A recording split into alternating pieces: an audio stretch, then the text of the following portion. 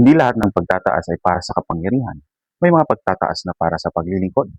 Ngayong taon, isang makasaysayang yugto ang nasaksihan ng simbahan sa Aklan sa pagtatalaga kay Most Reverend Cyril D. Villarreal, DD, bilang ikalimang obispo ng Diocese of Calibo. Mula sa pagiging pari ng Capiz, ngayon ay tinawag siyang maging ama, guro at pastol ng sambayanan ng Diyos. Ngunit, naitanong mo ba kung paano pinipili ng Catholic Church ang isang bishop?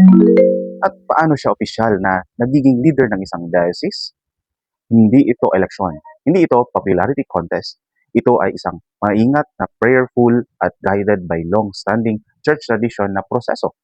Unang hakbang, identifying candidates ng mga posibleng kandidato ay hindi basta-basta pinipili. Karaniwan silang mga pari na kilala sa strong faith, holiness, wisdom, good morals at leadership ability.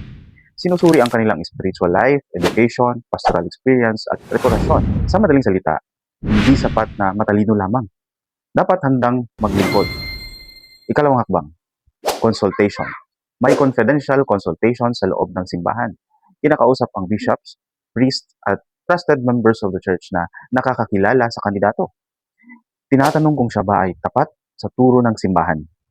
May kakayahang mamuno at may pusong pastol para sa bayan ng Diyos.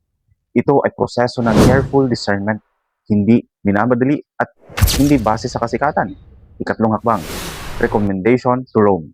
Ang Apostolic Nuncio o kinakatawan ng Santo Papa sa isang bansa ay nagtitipon ng impormasyon at gumagawa ng listahan ng 3 pangalan na tinatawag na terna.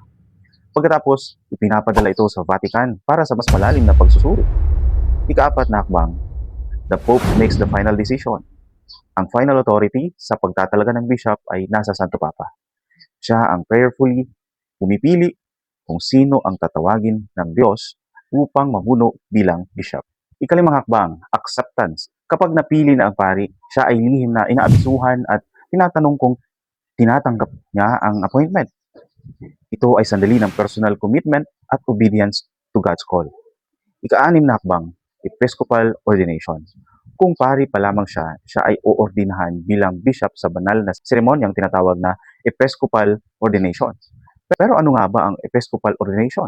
Ito ang seremonya kung saan ang isang pari ay itinatakda bilang bishop sa pamamagitan ng laying of hands at consecratory prayer ng mga kapwa-obispo. Ito ang pagpapatuloy ng apostolic succession, ang linya ng pagpapasa ng misyon mula sa mga apostol hanggang sa kasalukuyan. Sa simpleng salita, hindi lang ito promotion. Ito ay misyon. Ang bishop ay may tungkulin to teach, to sanctify, and to govern. Magturo ng pananampalataya, manguna sa pagsamba at sakramento. Gumabay sa bayan ng Diyos. Canonical possession or installation or canonical installation. Pagkatapos ng ordination, ang bagong bishop ay formal na tinanggap sa kanyang diocese.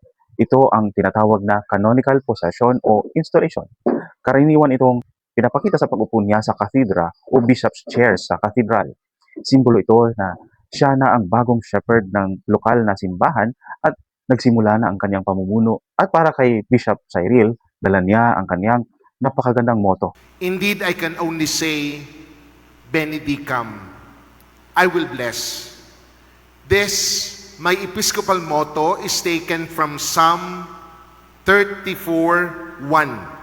I will bless the Lord at all times. His praise shall be always in my mouth. It is a song of gratitude for the Lord's never-failing love and guidance. But it is also an invitation. Isang simpleng salita pero malalim ang mensahe. Hindi sumpa ang dala ng pastol kundi pagpapala, hindi takot kundi pag-asa. Hindi pagkahati-hati kundi pagkakaisa. Sa panahon ng maraming ingay at pagsubok sa mundo, kailangan natin ng mga leader na may pusong handang makinig, magmahal at maglingkod. Tulad ng sinabi sa Acts chapter 20 verse 28, take care of yourselves and all of the flock which the Holy Spirit has placed in your care. Kaya sama-sama nating sabihin, welcome to the Diocese of Calibo. Bishop Cyril, naway samahan ka ng Panginoon sa iyong misyon. Magpalain ka sa bawat akbang at sa pamamagitan mo, pagpalain din ang buong sambayanan. Ad multos annos, Bishop Cyril. Sa huli, ang bishop ay hindi pinipili ng boto ng tao. Siya ay prayerfully chosen, appointed by the Pope, ordained by the Church, at installed upang pangunahan ang bayan ng Diyos. Be prayerful, be inspired, Pro Deo et Ecclesia. Deus Catholic